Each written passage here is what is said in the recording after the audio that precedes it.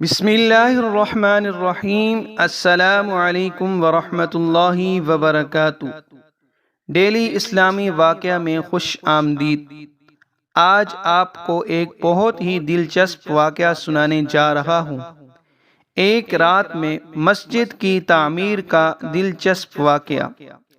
لاہور کے شاہ عالم چوک میں ایک ایسی مسجد واقع ہے جسے ایک رات میں تعمیر کیا گیا تھا۔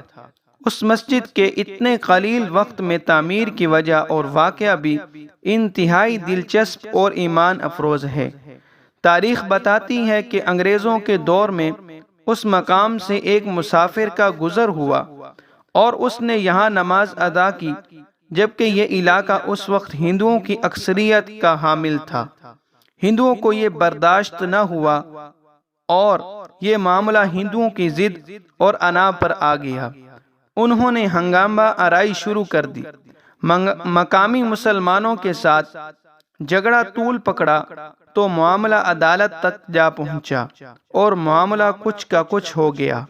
وہاں ہندوؤں کا موقف یہ تھا کہ اس جگہ پر مندر تعمیر ہونا چاہیے، جبکہ مسلمان یہاں مسجد تعمیر کرنا چاہتے تھے۔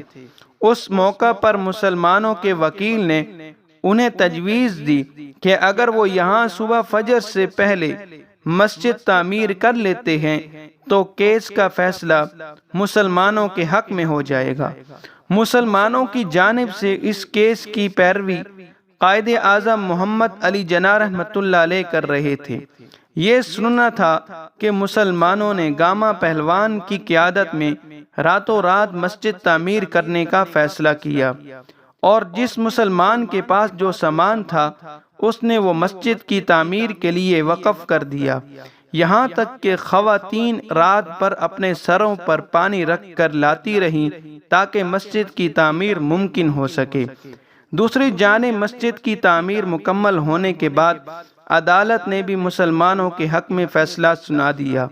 یہ مسجد 1917 میں تعمیر کی گئی اور اس مسجد کا نام مسجد شبر رکھا گیا۔ یہ مسجد 3 مرلے کے رقبے پر تعمیر ہوئی۔